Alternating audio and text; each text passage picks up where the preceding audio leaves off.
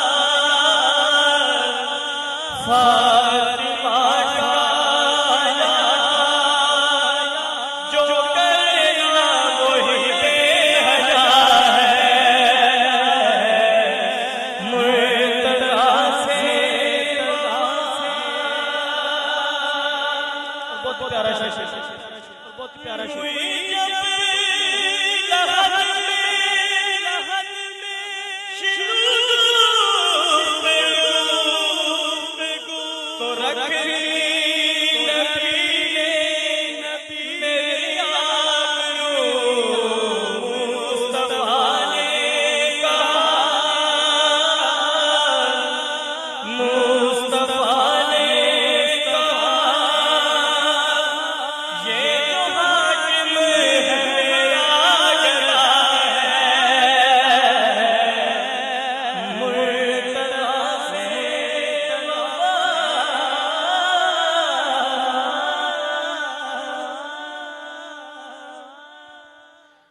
Welcome back नाज़रीन इकराम। और बड़े खूबसूरत मनकबत जो कलाम हमारे साथ शेयर किया जनाब शेख जमान फरीदी साहब, और थैंक यू वेरी मच कि इतने खूबसूरत अंदाज से और खूबसूरत तर्ज पे आपने हमें ये कलाम अता किया।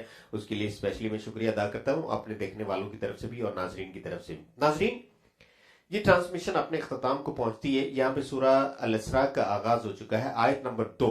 यहाँ पर कुछ आयात में बनी इसराइल का तज़किरा है। उन्हें ये आगाह किया गया है कि जमीन के अंदर तुम 2 दफा फसाद मचाओगे और 2 दफा ही तुम्हारी सरकोबी की जाएगी। जैसे कि आयत नंबर 5 के अंदर ये होता है कि बनु का नसर, एक बादशाह का गुजरा है, बख्त नसर भी जिसे कहा जाता है, उसका हमला जो है वो यहूदियों पे हुआ। अल्लाह रब्बुल इज्जत ने इन पर बख्त नसर को मुसल्लत किया। उसने फलस्तीन में इसराइल पर बैतुल मक़दस पर हमला किया और फिर उसको तबाह बर्बाद कर दिया। तबाह बर्बाद करने के बाद बेतहाशा यहूदियों को कत्ल किया और कैदी बनाकर अपने साथ बाबल ले गया।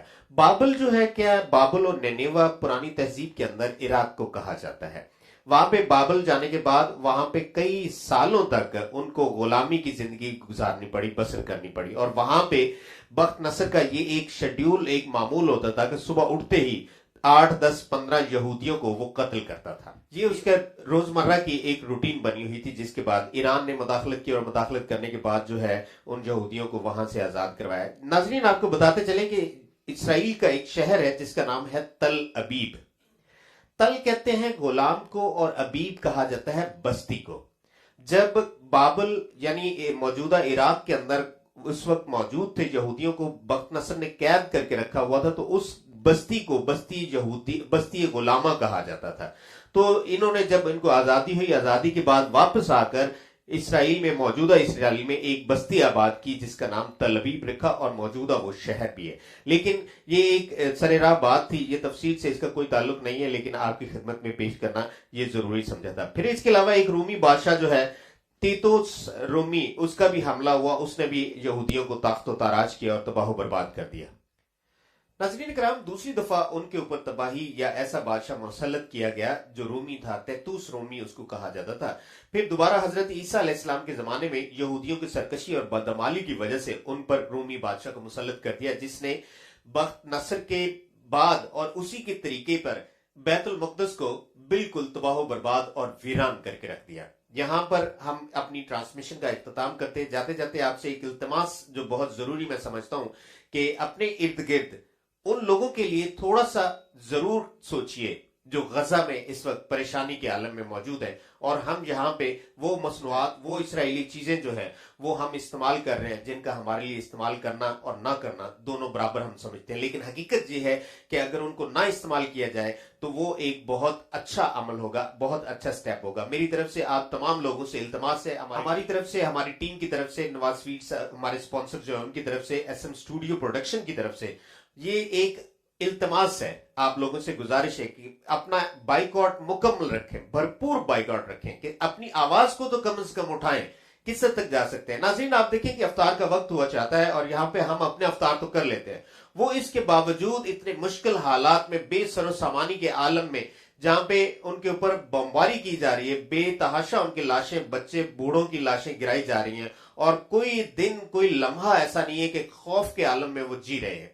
आप एक अंदाजे के तौर पे देख लें कि हमें किसी चीज का खौफ हो तो हम कितना परेशान होते हैं, तो वो दिन रात जिंदगी और मौत के दरमियानी पोजीशन में जिंदा रह रहे हैं। मेरी आपसे इल्तमास है, हाथ बांध के इल्तमास है कि अपने हिस्से की शम्मा जलाएं और अपना बाइकआउट को पावर दें, अपने आप को ताकत दें, अपने मुसलमान होने का सबूत दें और इस तरह के बाइकआउट करें कि हम इसकी मैशत को बिल्कुल इसराइल की मैशत की कमर तोड़ के रखते हैं। मुझे अपनी दुआओं में याद रखिए। एक आखिरी कलाम, अबू बकर कादरी हमारे साथ मौजूद है। कल इंशाल्लाह सूरह रमजान मुबारक को आपसे दोबारा मुलाकात होगी। तब तक अपना ख्याल रखिए, मुझे दुआओं में याद रखिए, हमारी टीम को दुआओं में याद रखिए और बाइकआउट पर कायम रहिए। अल्लाह हाफिज, अस्सलाम वालेकुम। क्या बताऊं कि क्या देना है, क्या बताऊं कि क्या देना है, क्या बताऊं कि क्या देना है, क्या बताऊं